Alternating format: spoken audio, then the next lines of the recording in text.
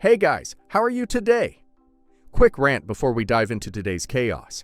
As some of you might have noticed, YouTube's algorithm has decided I'm not special anymore. Shocking, I know.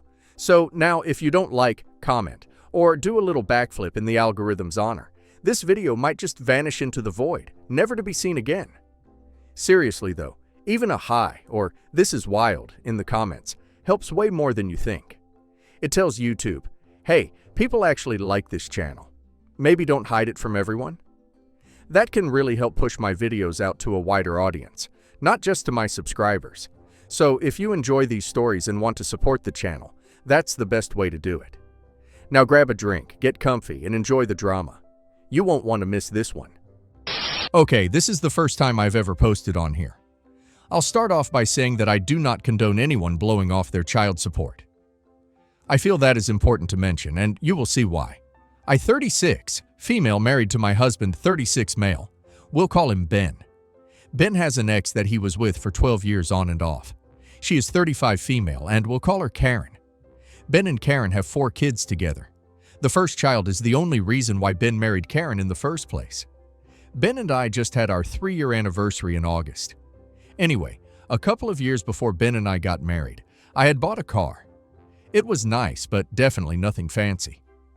Fast forward to July of 2024, I got into a bad car accident. I was okay, but it totaled my car. I had literally just got done paying off about a month before this happened. The accident wasn't my fault, and because of that, I was able to get a lawyer to fight due to back injuries that I sustained, and also to get some compensation for the car that was now totaled. The wait was long. It took over a year for me to see any money for the accident. The accident happened after my husband and I got married, but I owned the car before we got married, and it was in my name only. I finally got paid out for my car, and it was almost $11,000. It wasn't a huge amount, but definitely enough for me to get another car. I decided that I didn't want another car payment, so I started looking for a car that I could afford to buy cash and be done with it. My husband pays Karen child support, but he really shouldn't have to, as Karen makes more than him, and they also have 50-50 custody of the kids, so I personally feel that Ben got screwed over with that whole thing.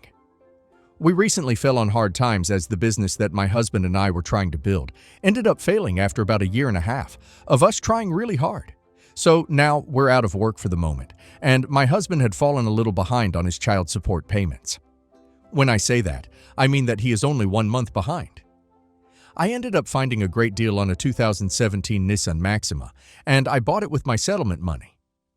It's important to remember what I said earlier about the car being mine, and about how I purchased the car before Ben and I got married. The settlement money was in no way Ben's. It was mine, and he was not in the car at the time of the accident. I have been hearing from my husband's side of the family that Karen is pissed because we can afford to buy a fancy car, but we can't even pay our child support. This shocks me as there is no WE. They are not my children, and I also have 3 children of my own that I am taking care of, so this comment really gave me the ick. Another thing that bothered me about this comment is that, for one, she was telling this to the children. For 2, my husband was literally 2 weeks late on his payment at this time. I told my stepchildren that I purchased the car with my own money, and that she wasn't entitled to my money, as I am not the one that made those kids with her. They told her what I said, and she apparently said something like, "When you're married, nothing is just yours anymore." I'm standing on the fact that I'm not the one that owes her money for the kids that I had no say in the creation of. It's a hill I'm absolutely willing to die on, but my mill is saying that I should have paid her the money that my husband owes her, but that would have made it to where I couldn't have gotten this car. So, am I the a-hole for not giving my husband's ex money out of my settlement?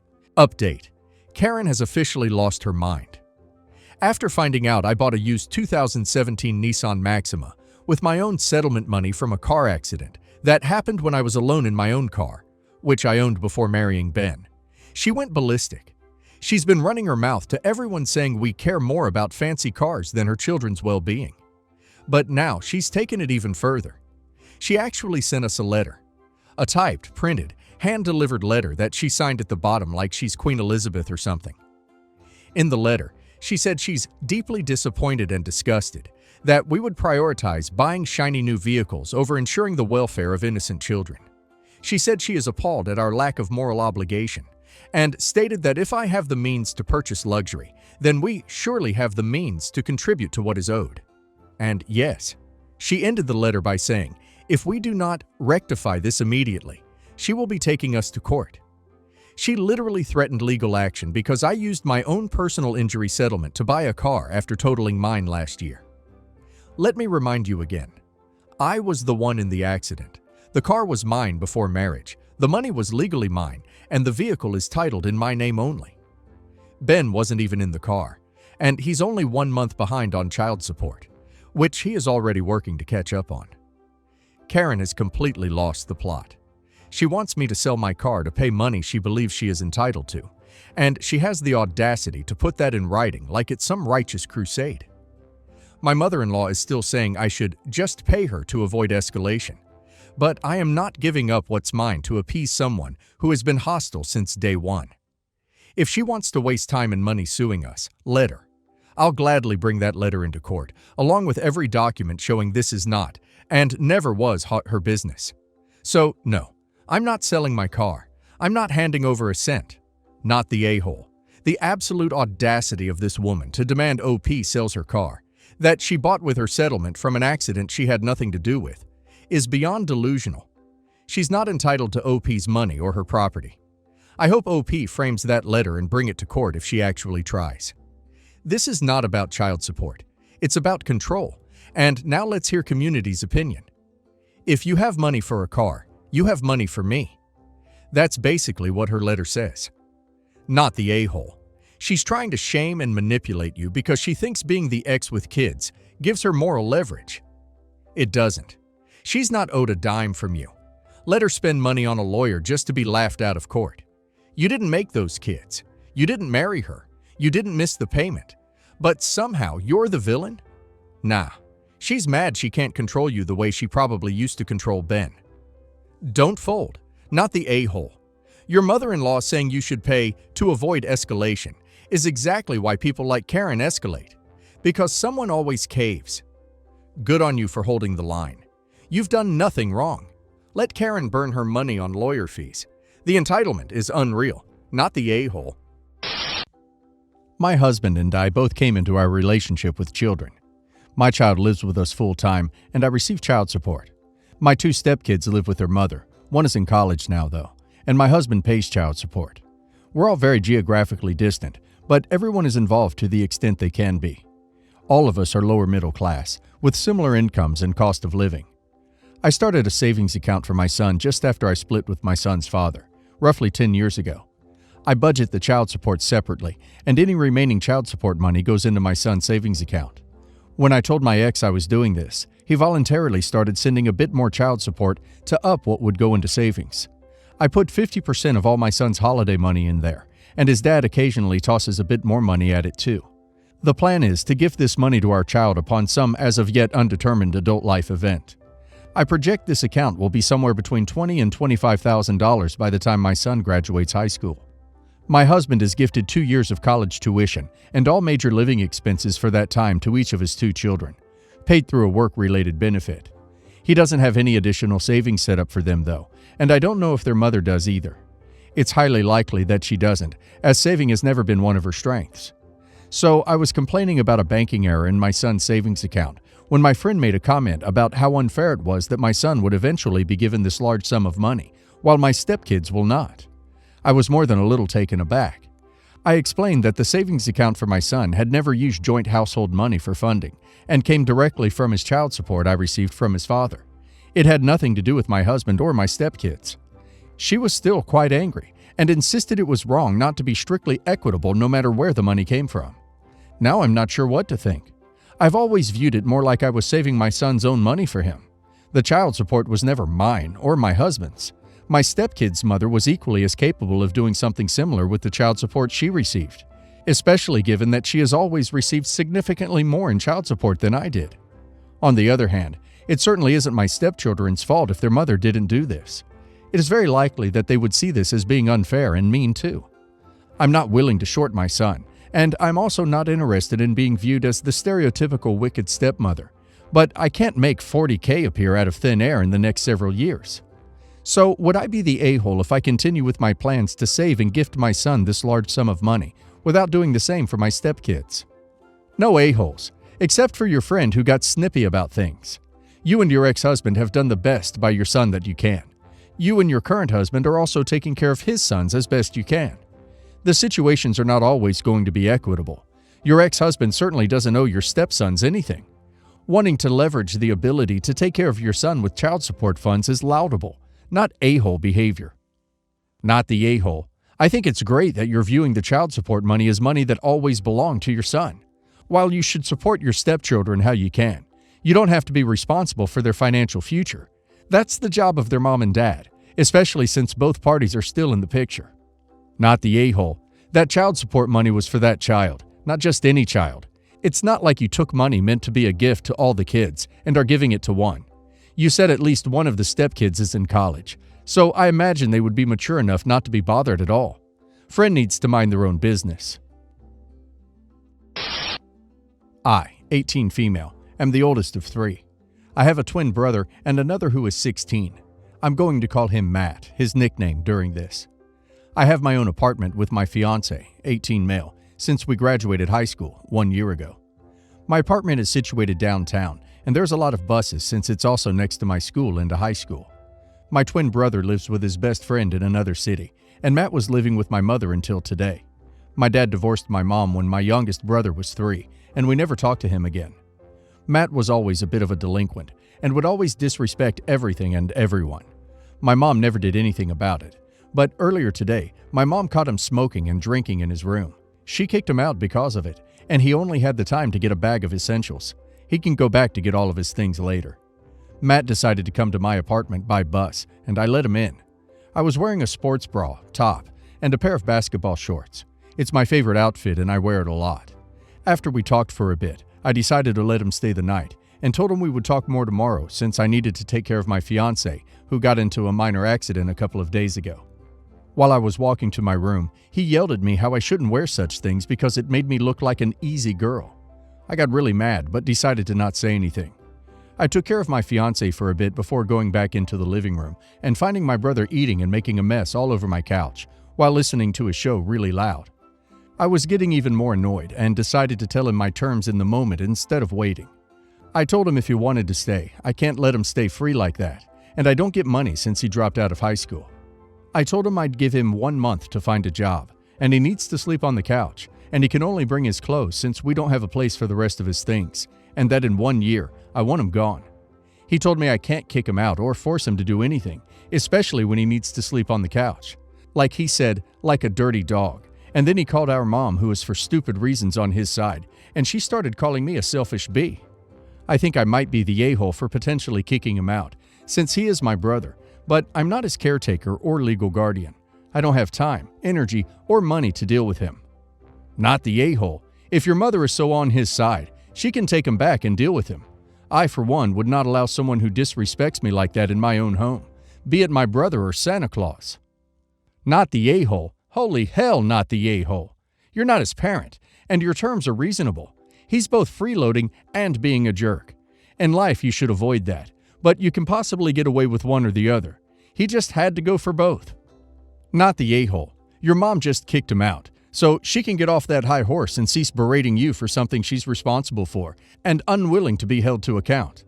Your rules are reasonable. Expectations of manners are reasonable, and if he won't comply, not housing him is also perfectly reasonable. Update. First, I wanted to say that everything is all right now. As some suggested, I went no contact with my mom and my brother also. I wanted to thank everyone for their help, information, and wishes that I received. After the original post, I went to work that Friday, and my fiancé was still at our apartment. During my lunch break, I called my landlord to ask to put on cameras. He said yes, and I told my fiancé he said yes, the landlord. So he, my fiancé, installed cameras in the evening after I went to buy some. Saturday, my fiancé and I needed to leave because he had a doctor's appointment, so that meant my brother would be alone with my cat. In the bathroom, the camera was placed so we could only see the pharmacy and nothing else. My brother was not aware of the cameras, and it's not illegal. We saw him take the pills in it, and he took the pregnancy test I was hiding. Nobody knew about it. When we got back, I told him he had a day to leave, and for him and our mom to not contact me again, or I'll call the police on him. Of course, he had to talk to our mom, and I got spammed with messages of her insulting me and other things I can't say here, and my fiancé decided to call the police. I called my twin, and me and my boyfriend locked ourselves in our room, waiting for the police to arrive, because I couldn't face my brother, and I was scared for us and what he could do. When they arrived, my fiancé went and explained everything to them. We showed them proof, the cameras, and texts, and I decided to put a restraining order on my mother because of the text she sent. My brother is now on the waiting list for a child center. I went no contact with them. When my brother arrived, around 1 hour 30 minutes later, I explained everything to him and had a breakdown. I could hear my fiancé and brother talking in the living room after I went to my bedroom, and they were really mad, but I'm thankful that they are ready to defend me so much, and how my fiancé interacted with the whole situation made me feel safe. I, 26 female, have 2 sisters, Shirley, who is 28, and Mary, who is 21. Shirley's getting married, and her naturally bossy and controlling nature has caused a few dramas in all the months of planning. At the beginning, Shirley had 6 bridesmaids, me, Mary, 3 friends, and her sister-in-law. Friend 1 walked away because Shirley wanted us to contribute $300 each for the bachelorette. And a few weeks later, her sister-in-law walked away because Shirley wanted the 2 blondes of the group, her and Mary, to go brunette so that they could all match. All of this stress has caused Shirley to act even more controlling and snappy, especially to our little sister, a very passive person who has always sought her approval. Mary changed her hair color, lost 3 kilos, agreed to look after the guest children during part of the reception, and got a week off work to help her prepare everything, all because Shirley wanted her to. Finally, the big day came yesterday, and Shirley was yelling at everyone during hair and makeup. At some point, she caught Mary eating and made a rude comment about that being the reason why she still looks fat in the dress. I must add that Shirley got her dress 2 sizes smaller than everyone else's. I bit my tongue and tried to understand that she was just under a lot of stress and not to ruin her one special day. I took Mary and went to do our makeup in another room until our sister calmed down, which caused some drama, but Shirley got over it quickly. The biggest drama happened during the reception. Mary thought she was supposed to watch the children during the speeches, cutting the cake, and first dances to make sure no child ruined the footage of those moments. But before any of that could happen, I found Shirley yelling in Mary's face in the back of the venue. Apparently, there was some essential footage Shirley wanted to get at the beginning of the ceremony, and it was now ruined because Mary was somewhere else. I intervened. Shirley started yelling at me, and I yelled back. She said we were ruining her wedding, and I told her that we would do better on the next one. Eventually, Mary, who had had a few drinks, threw up from the stress. Needless to say, Shirley got even angrier. I could take the yelling, but when she grabbed Mary's arm, I reached my breaking point and finally walked out, taking Mary with me. We missed about 70% of the reception, leaving Shirley without a maid of honor speech and without babysitting. Word got around, and some people told me that everyone was talking about it and speculating what happened. Mary didn't want to leave, and she's feeling really bad that Shirley is not talking to us yet. Now I'm wondering if I should have just sucked it up for a few more hours instead of ruining her special day. We are really close, and I don't know if it was worth damaging our relationship for a bit of an attitude. But I couldn't stand to see Mary treated so poorly by someone she looks up to so much. So, am I the a-hole? Not the a-hole. And what unholy Bridezilla mountain did you climb down off to survive this nightmare? Whoever would ask bridesmaids to dye their hair to match? Out-ducking rageous. No, and no. Bridesmaids are human beings, not little dress-up matchy-matchy dolls you prop up next to you. Ugh, and gross. Poor Mary needs to grow a pair of ovaries and stand up to this nonsense. You did right to pull her out of that highly charged situation. No one should ever be treated like that, ever. If Shirley, the terror bride, never speaks to you again, consider it a win. Not the a-hole. Getting married doesn't give you the right to treat people like that. If 4 of 6 bridesmaids took a hike, it's because she was the a-hole. Not the a-hole. Your sister ruined anything that was ruinable that day. No matter how much stress someone is under, her behavior was not acceptable. I, 40 female, have 4 kids, 16 male, 14 male, 10 female, and 8 female, with my husband, 45 male. My parents, 56 male and 56 female, had me when they were 16. I lived with my grandparents, Dad's parents, while they were in college. Eventually, they settled down and had other kids much younger than me. The second youngest child, my youngest sister, is 22 and is getting married this summer. Despite our age gap, I've always been close to my siblings and have been excited about my sister's wedding. But a recent argument has caused some issues for us. Our 14-year-old, Drayson, is a freshman in high school. He asked a girl out to the 7th grade dance 2 years ago, shortly after they started dating and dated for a bit over a year. Unfortunately, last summer she was in a car crash with a family friend and she did not make it. Her parents and Drayson have stayed in touch and he's got some of her stuff. It's been tough on him, but Drayson has amazing friends who have helped him get through this. Drayson's girlfriend was Sri Lankan. While she and her parents were born in the U.S., her grandparents were not, and she had connections to her heritage. Both her and Drayson loved sports, so they would watch cricket together, and sometimes he'd go over to her house and ate traditional foods. For the 8th grade dance last year, she bought him and asked him to wear Sri Lanka flag cufflinks she saw online. He agreed to, and it's something he cherishes as a gift from her. Note, our family is not Sri Lankan. Drayson has quite a few gifts from her, including clothes, but these cufflinks are the only thing that would be appropriate to wear at a wedding. As the wedding is approaching, we decided to start going suit shopping. Drayson found a suit he liked. We got it tailored and got the ready version last week. Drayson is a very confident person and felt good about the suit and even posted some photos to Instagram. On Sunday, we were at dinner at our parents' house. My sister and her fiancé were there, and he asked if we wanted to see his fit. They agreed to see what he was wearing to the wedding. I could see my sister's face change while looking at him, and she shortly after asked to see me in private. She asked if he could not wear the cufflinks because they didn't match her wedding aesthetic. When I asked her to elaborate, all she said was that she's going for a traditional theme, and when I nudged her, she said she didn't think the cufflinks matched a traditional American wedding, and said she didn't want anything that could cause people discomfort. Shortly after that, we left, and I spoke about it with my husband, who agreed with me that her request was ridiculous, and we texted her saying he would be wearing them, and if he couldn't, we would not attend. She texted our parents and siblings, and it's caused a mess. Some of our family is siding with us, but others are saying it's her wedding. We should respect her rules. Am I the a-hole? Not the a-hole. I guess not matching a traditional American wedding aesthetic is the new way to say I'm an R-a-hole. How in God's name can a 15-year-old's cufflinks cause people discomfort? This is so insulting and unnecessary, and there is no such thing as doing whatever the bride and groom say just because it's their wedding when they are being idiots. I would absolutely die on this hill, and just about any hill that involved someone telling me what jewelry I'm allowed to wear. Not the a-hole. That's ridiculous. Buy him matching socks. She didn't want anything that could cause people discomfort. Don't spend any time with people who would feel uncomfortable with cufflinks that display the Sri Lankan flag. I'd also just change my RSVP to no at this point. Not the a-hole.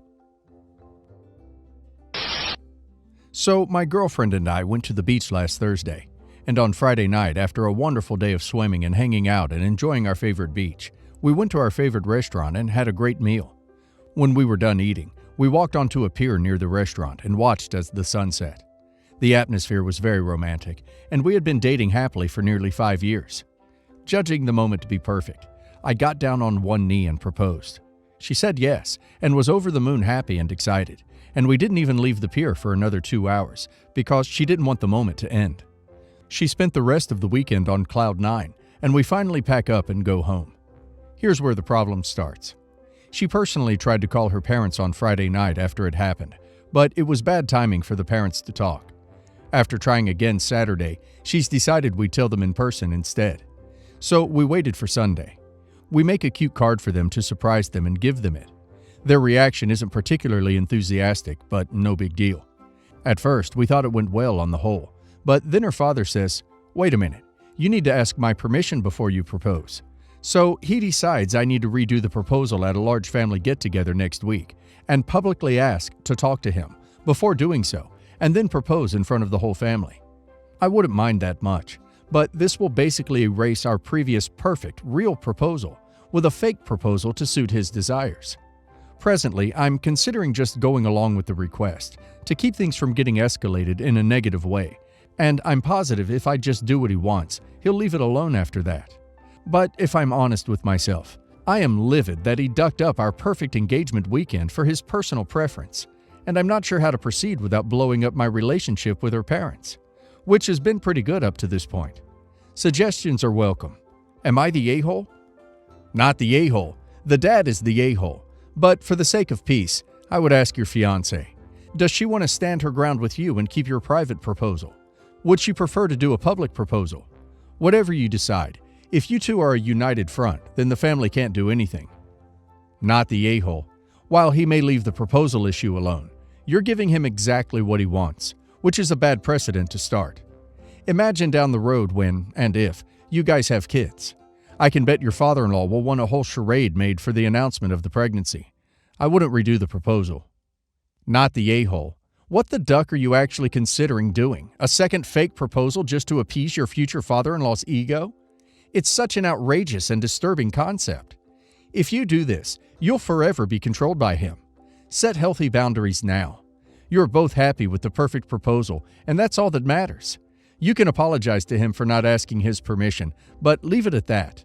It's like he wants to reenact everything to fulfill his own desires, just so he can give you permission, and that's so ducked up. Engagement is about your happiness as a couple only.